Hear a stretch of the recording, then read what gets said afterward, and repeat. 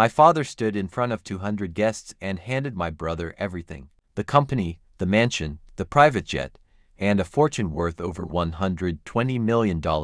Then he looked directly at me and said words so cruel that the entire room froze. What nobody knew was that his lawyer was already carrying a sealed envelope that would destroy everything my father believed to be true. My name is Ethan, and for most of my life I believed that if I worked hard enough, my father would eventually see me as his son. My father, Richard Lawson, built one of the largest logistics companies in the state. He was respected by business leaders, admired by investors, and feared by competitors. To the outside world, he looked like the perfect family man. Behind closed doors, however, there was a clear difference between how he treated my older brother Daniel and how he treated me. Daniel was the golden child. Every achievement of his was celebrated. Every mistake was forgiven. I was the son who constantly had to prove his worth and somehow never succeeded. When I was younger, I convinced myself that things would improve with time. I graduated with honors, helped expand parts of the family business, and spent years solving problems nobody else wanted to touch. Yet every victory felt invisible. At family dinners, my father praised Daniel's ideas even when they came directly from me. During company meetings, he introduced Daniel as the future of the business while referring to me as support staff. My mother had passed away years earlier, and without her there was nobody willing to challenge his behavior. Friends noticed it, employees noticed it, even strangers noticed it, but I kept hoping one day he would finally acknowledge me. The retirement party was supposed to be a celebration of my father's success. The ballroom was filled with executives, politicians, business partners, relatives, and longtime employees. Giant screens displayed photos from his career while a live band played in the background. Everything looked perfect. As the evening progressed, my father stepped onto the stage and announced that he had one final surprise. The room erupted in applause. Daniel stood beside him wearing a confident smile. I sat near the back with no expectations, assuming the announcement would simply confirm what everyone already knew.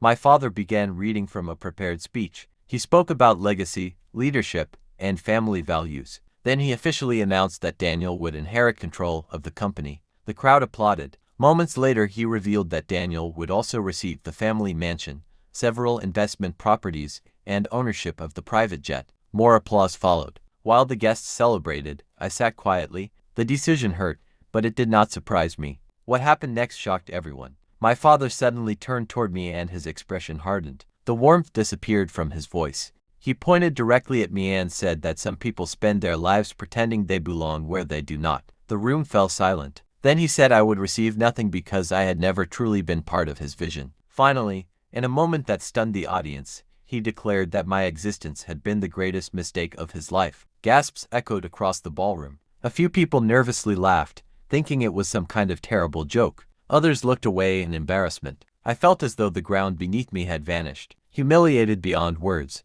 I stood up and started walking toward the exit. Every step felt heavier than the last. I could hear whispers spreading across the room behind me. Years of rejection had prepared me for disappointment, but not for public humiliation. As I reached the doors, a hand gently touched my shoulder. It was my father's longtime attorney, Mr. Reynolds. His face looked unusually serious. Without saying much, he handed me a thick sealed envelope and quietly told me that my mother had instructed him to deliver it only after my father's retirement announcement. Confused and emotionally exhausted, I stared at the envelope while he urged me to open it immediately. Inside were several documents and a handwritten letter from my mother. My hands trembled as I unfolded the pages. The letter explained that shortly before her death she had uncovered a secret that changed everything she believed about our family. Years earlier, my father had secretly manipulated ownership records and diverted assets that legally belonged to a trust fund established by my grandfather. According to the documents, my grandfather had intended for those assets to be divided equally between all grandchildren.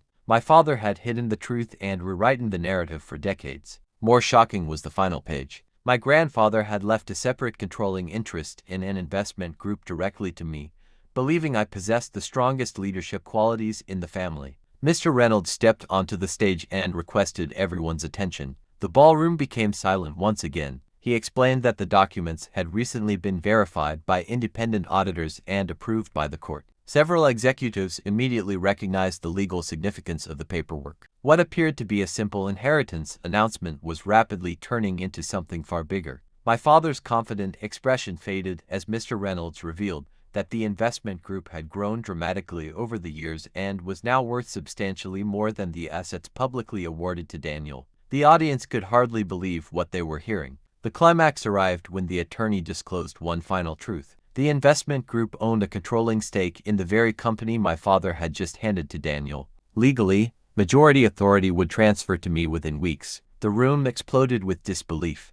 Daniel looked stunned. Executives exchanged nervous glances. My father sat motionless, unable to hide his shock. For decades he had treated me as insignificant while unknowingly preserving the very inheritance that would eventually place me in control of everything he valued most. The irony was impossible to ignore. The son he publicly rejected had become the true heir to the family legacy. As guests processed the revelation, I looked down at my mother's letter one final time. Her last words were simple. She wrote that character always outlasts power and truth always survives deception. For the first time in my life, I felt free from the need to earn my father's approval. The inheritance mattered, but the truth mattered more. Years of self-doubt disappeared in that moment. I no longer needed validation from a man who had spent his life withholding it. A month later, the legal transfers were completed. I became the majority owner of the business and began restructuring the company with transparency and fairness. Many employees later told me it was the first time they felt truly valued.